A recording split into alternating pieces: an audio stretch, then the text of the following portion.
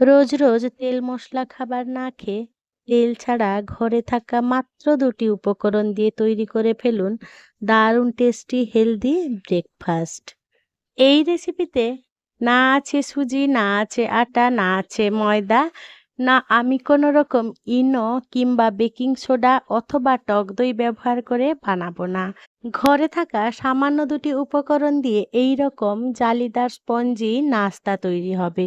খুবই সহজ পদ্ধতিতে করে দেখাবো, এই গরমের দিনে ঝটপট করে তৈরি হয়ে যাবে।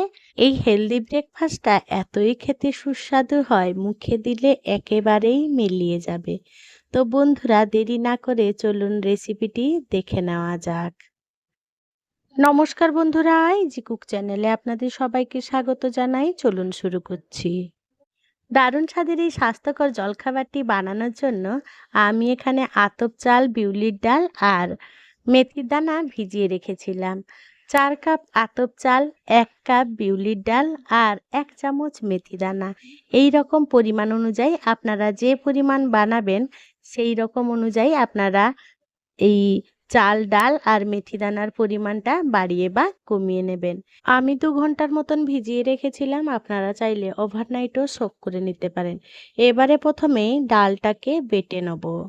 তার জন্য প্রথমে মিক্সি গ্রাইন্ডার জারে ডাল দিয়ে শুকনো অবস্থায় ঘুরিয়ে নিয়েছিলাম, অল্প অল্প জল দিয়ে এই রকম একটা বেটার বানিয়ে নিতে হবে।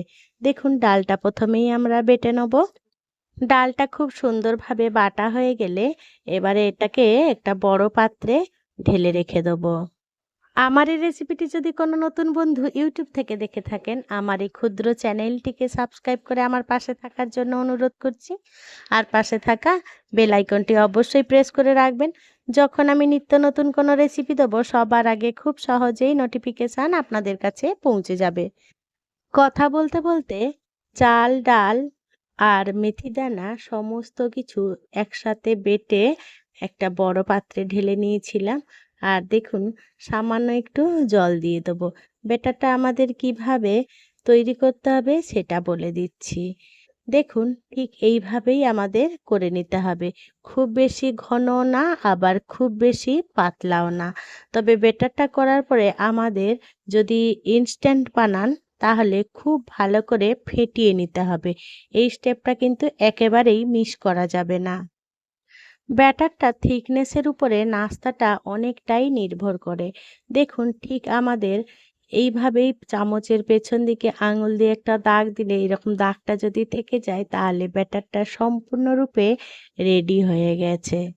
এই পর্যায়ে স্বাদ মতো নুন দিয়ে দিলাম। নুনটা দিয়ে বেশ ভালো করে আবারও ফেটিয়ে নেব। যত ফেটাবেন তত কিন্তু এই নাস্তাটা একেবারে নরম আর তুলতুলে হবে। তাই জন্য এই ফেটানো স্টেপটা অবশ্যই আপনারা করবেন। এই চাল, ডাল আর মেথি দানা দিয়ে আপনারা ইডলি কিংবা ধোসাও বানিয়ে নিতে পারেন। তার জন্য কিন্তু এটাকে কিছুক্ষণ আমাদের রেখে দিতে হবে, যাতে চাল, ডাল খুব সুন্দরভাবে একটা ফার্মেন্ট হয়ে যায়। তার জন্য ঢাকা চাপা দিয়েও কিছুক্ষণ রেখে বানিয়ে নিতে পারেন। আর যদি ইনস্ট্যান্ট বানান তাহলে খুব ভালো করে ফেটাবেন। এই স্টেপটা কিন্তু অবশ্যই ফলো করবেন। তবে যখন ধোসা বানাবেন আর একটু পাতলা করে নেবেন, আর ইডলি বানালে এই রকম থিকনেস হলেই চলবে।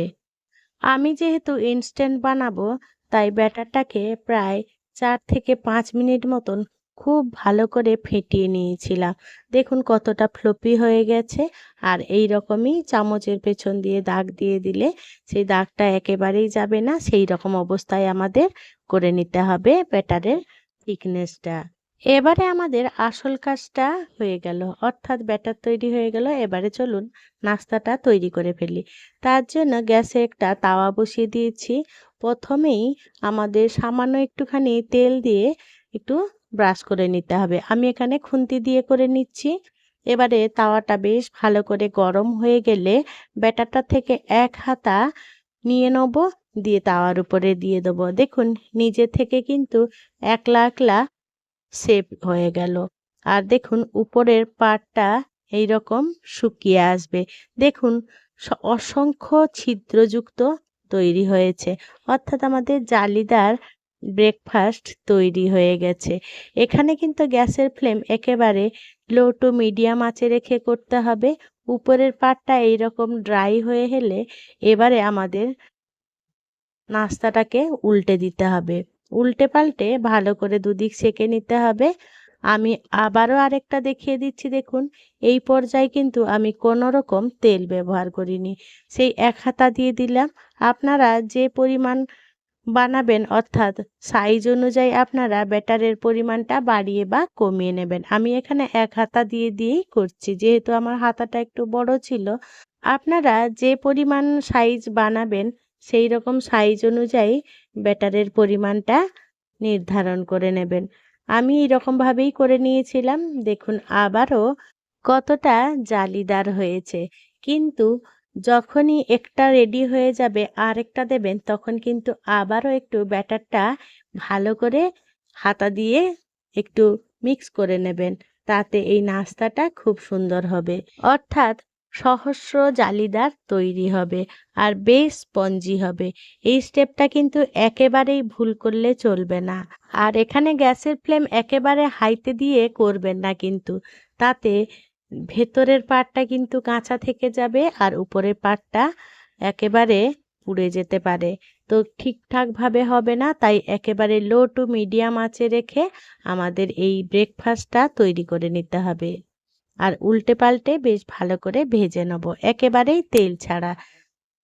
এই একই পদ্ধতি অবলম্বন করে আমি সমস্ত নাস্তাগুলো বা আমাদের জলখাবারগুলো রেডি করে নিয়েছিলাম। বন্ধুরা, আজকের এই হেলদি ব্রেকফাস্ট যদি আপনাদের কোনো অংশে একটুও ভালো লেগে থাকে তাহলে ছোট্ট একটা লাইক করে দেবেন। আপনাদের এই ছোট্ট ছোট্ট লাইক আমাকে অনেক ইন্সপায়ার করে নিত্য নতুন রেসিপি বানানোর জন্য। আর যদি খুব বেশি ভালো লেগে থাকে বন্ধু বান্ধব কিংবা প্রিয়জনদের সাথে শেয়ার করে তাদেরও দেখার সুযোগ করে দেবেন। দেখুন আমি আপনাদেরকে একটা দেখিয়ে দিচ্ছি কতটা সুন্দর আর কতটা লোভনীয় হয়েছে। একেবারে তুলোর মতন নরম তুলতুলে, মুখে দিলেই মিলিয়ে যাবে। বন্ধুরা, আপনাদের কাছে অনুরোধ রইল এইভাবে অবশ্যই নাস্তাটা একবার তৈরি করবেন আর খেয়ে আমাকে কমেন্ট করে জানিয়ে যাবেন আপনাদের আজকের এই ব্রেকফাস্ট রেসিপিটি কেমন লাগলো। বন্ধুরা, আপনাদের মনে হচ্ছে এই রেসিপিটির নাম কি? এটা উড়িষ্যার ফেমাস রেসিপি সরু চাকুলি।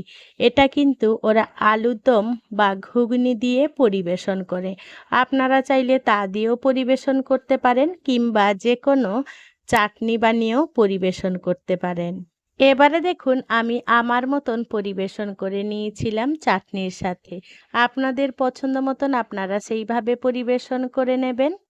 বন্ধুরা, আমার সাথে থেকে পাশে থেকে আজকের এই হেলদি ব্রেকফাস্টের রেসিপিটি দেখার জন্য আপনাদের সকলকে জানাই অসংখ্য অসংখ্য ধন্যবাদ। আপনারা ভালো থাকবেন, সুস্থ থাকবেন। দেখা হবে পরের কোনো নিত্য নতুন রেসিপিতে।